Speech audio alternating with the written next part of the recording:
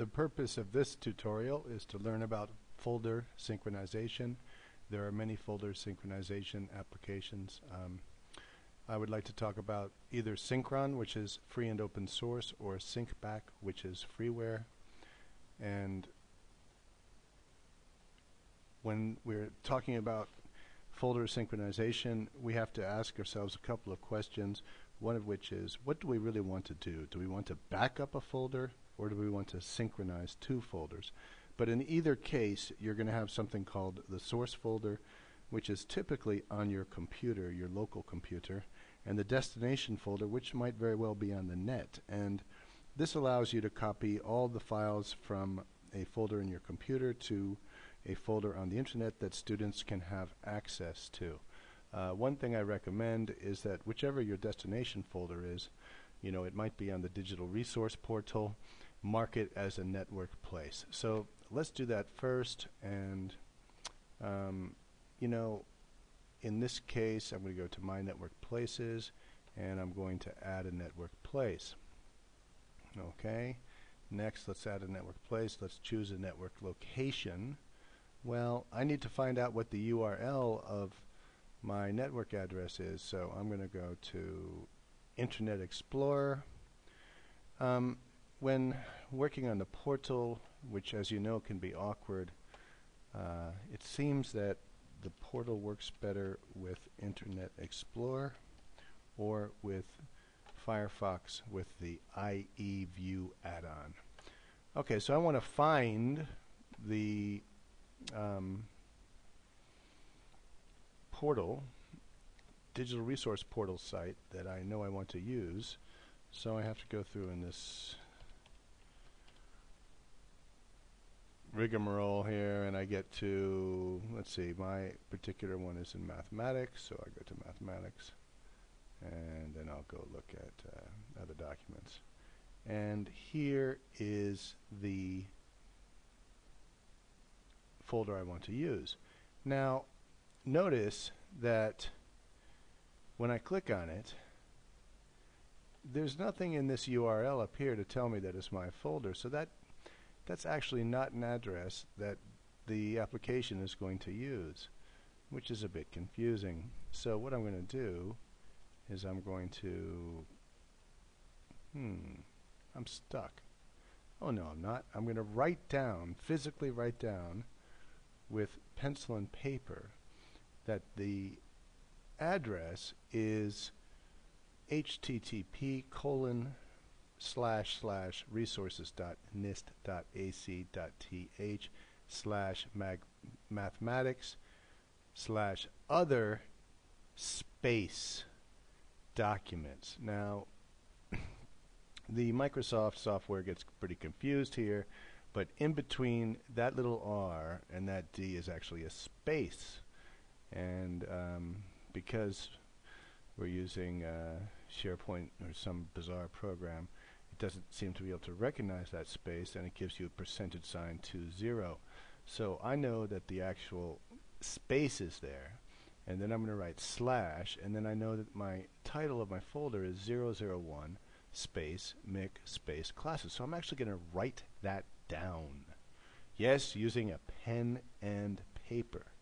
Astonishing. So when I go back to adding my network place, I have to browse, and of course I already have a network place here. So I just want to type in the URL. Of course, I'm going to copy and paste some of it, but I remember what the problem was.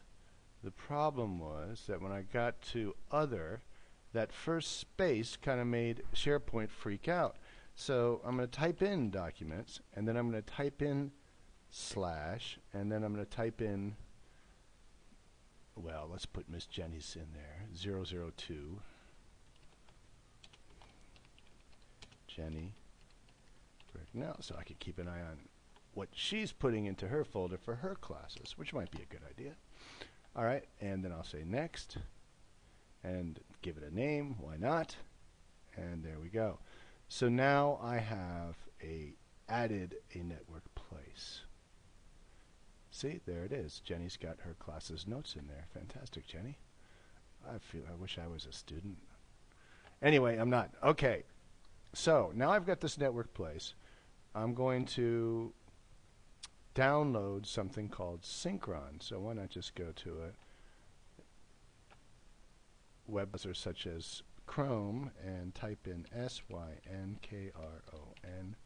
and you'll see it's easy to find, and you just click this green button and you will have installed on your computer Synchron, which I've already done.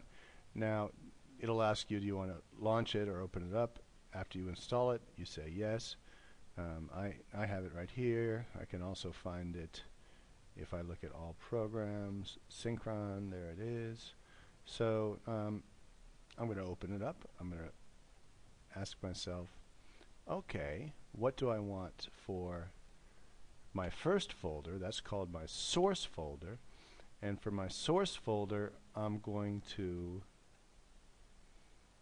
go to my computer, the local disk. I'm going to open up this user, me, M. Purcell. I'm going to go to my documents, and I'm going to go to a folder I put on my computer called MIC classes. So that's what I want as my source folder. Okay, so there it is. Now, for my destination folder, I want to go to my network places and add 001 MIC classes, which the students can see on the Digital Resources portal. So I'm going to click on that as my destination folder.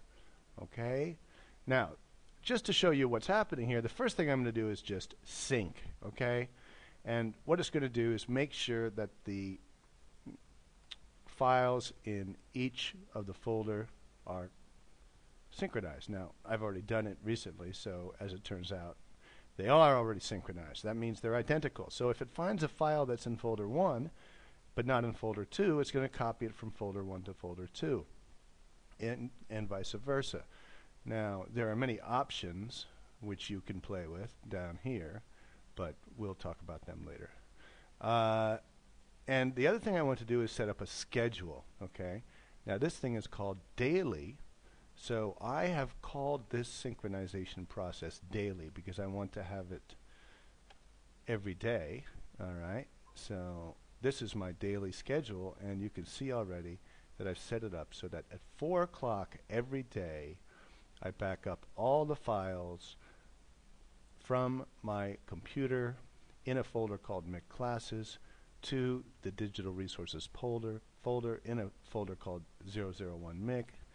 And now my students can see any file I was working on that day, and they find that very useful. Okay, that's going to be enough for now. I hope you learned something, and remember, the name of the program is